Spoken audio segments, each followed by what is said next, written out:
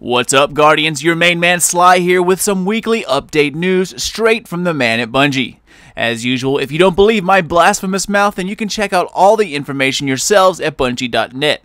Simply click on the news section and look for the October 15th weekly update. Well, what's there to say except the Huntard has done and gone it again. Big headlines this week are some Q&A about rumors of pay-to-win style microtransactions, the indefinite delayment of trials, and the big one, hard mode King's Fall. So, where to start? How about let's start small. Let's touch on the microtransactions.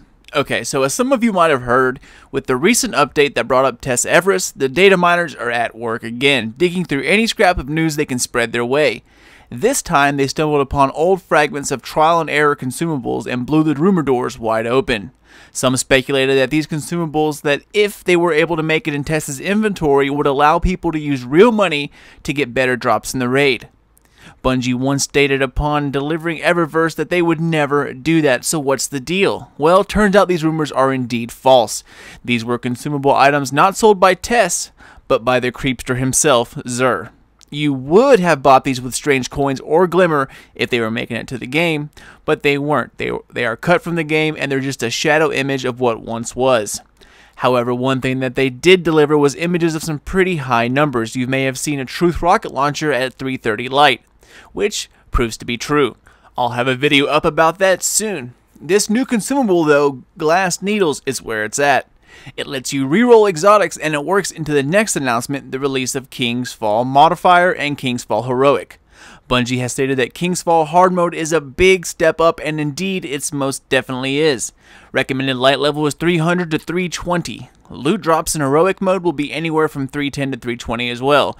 Gear up and get ready. It was supposed to drop on Halloween, but instead they opted for the Assassin's Creed Syndicate interrupting date of October 23rd.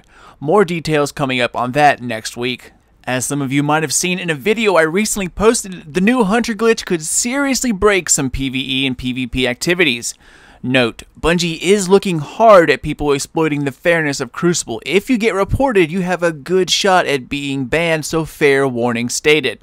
With that in mind, if I have learned anything about the human race in my days of living, I know that we will use anything that gives us an advantage in the heat of the moment.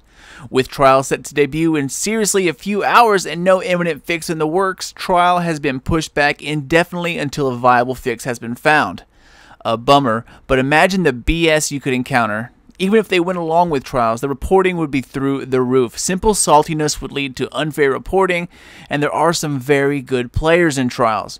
People who get their supers often, and just because this glitch is available, it would lead to over-speculation, over-reporting, and simply put, a shitty time had by all.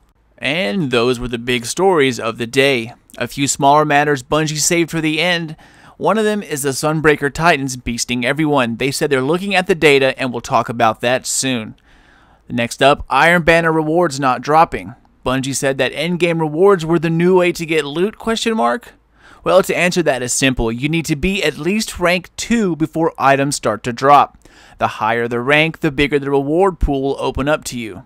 So if you're only rank 1, that's why you haven't seen any legendaries drop yet. Just keep pushing, you'll get there. Lastly, Nightfall rewards. Everyone knows the pain, especially this week for sure. The Saber Strike with Arc Burn and no returning shields and Taken Everywhere made for a pretty hair-raising weekly. Screw exploding and sniping Hank the Shanks.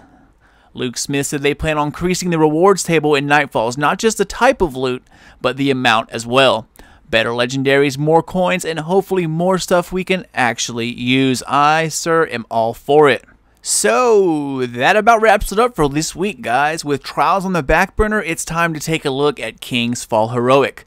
Grind the raid. Get your highest gear possible and get ready for the pain. If Day 1 raiding has taught me anything, it's that you need the best possible for hard mode, so go get at it. Get those swords to 310. Rework your Black Spindle back to its original glory and scrounge up the highest armor with the best perk that suits your subclass. If you plan on going Defender Titan, have Void Armor perks, or if you switch halfway, then have your backups necessary. Level everything and get ready. I, for one, am all about the raids, and I cannot wait to have those annoying black squares removed from my raid emblems. That's about it, guys. If you have any questions, please feel free to reach out and ask me in the comments below. If you're a first-time watcher, thanks for stopping by. Join the nation and help my channel grow.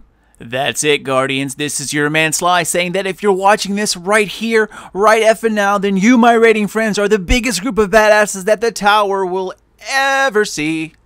Stay Sly, Guardians. This is your man Sly. Done, gone, and out.